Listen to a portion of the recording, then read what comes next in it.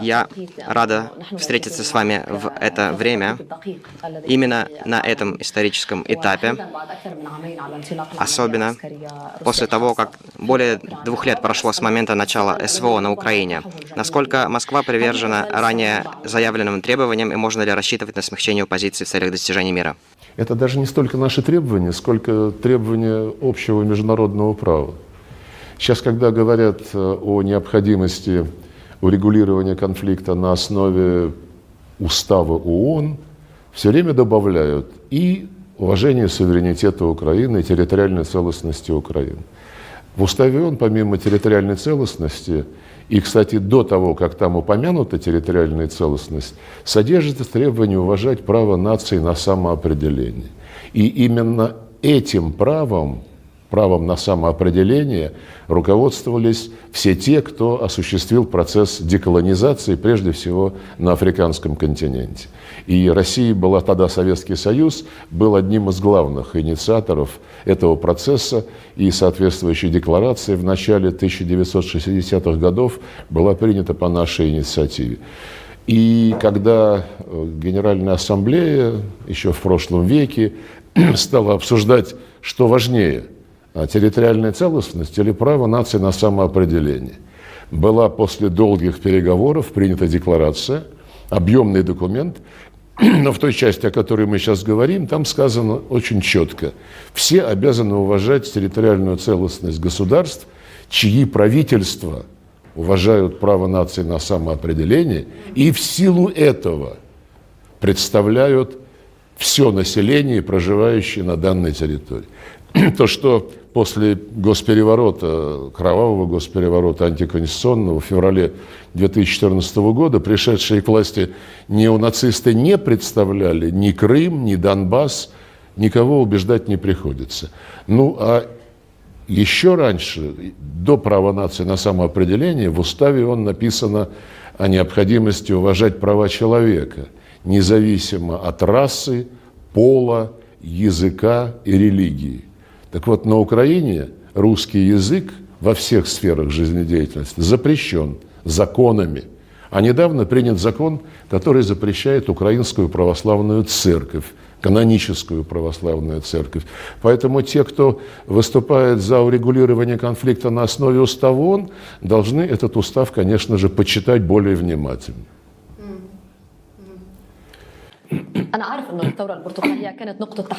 Я знаю, что оранжевая революция была отправной точкой всего.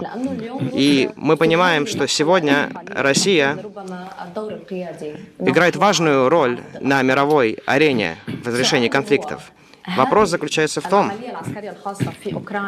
СВО – это важная точка в трансформации мирового сообщества и мировоустройства. И готова ли Россия к более широким действиям военным?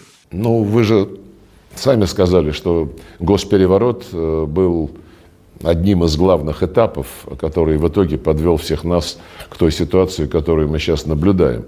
И, конечно же, этот госпереворот был стимулирован, поддержан западными странами.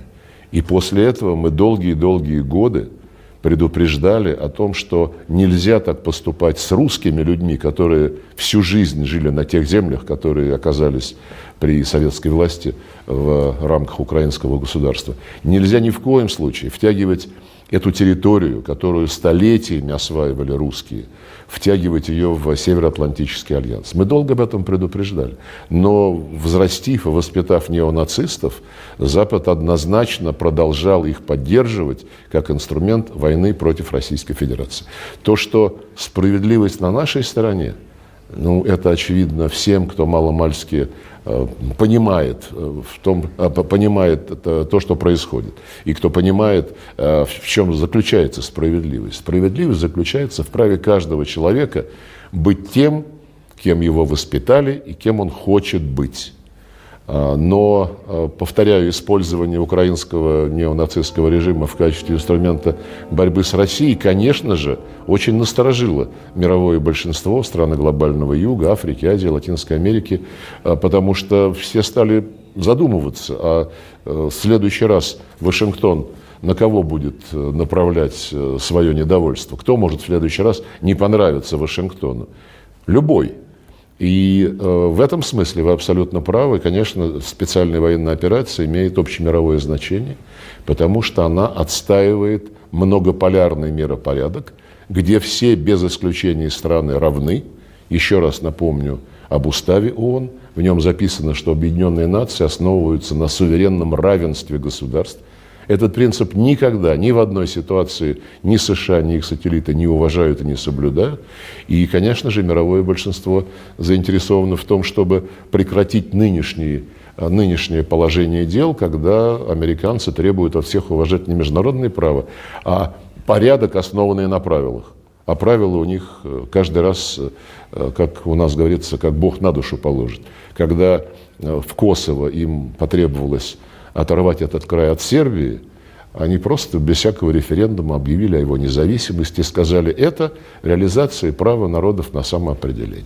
А когда несколько лет спустя, после того, как нацисты захватили власть в Киеве, жители Крыма провели референдум и высказались при большом количестве иностранных наблюдателей за воссоединение с Россией, американцы осудили эту акцию и сказали, что она нарушает территориальную целостность.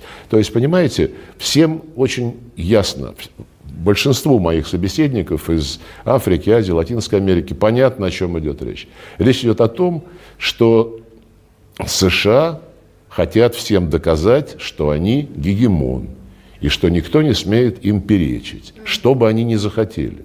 И поэтому США и говорят, что речь идет о том, чтобы нанести России стратегическое поражение на поле боя. Они для себя это рассматривают как экзистенциальную угрозу своей гегемонии и ситуацию, если в этой ситуации победит правда, а она обязательно возобладает, они это сочтут как свое поражение, как потерю своей репутации, своего авторитета и потерю того страха, который многие перед ними испытывают.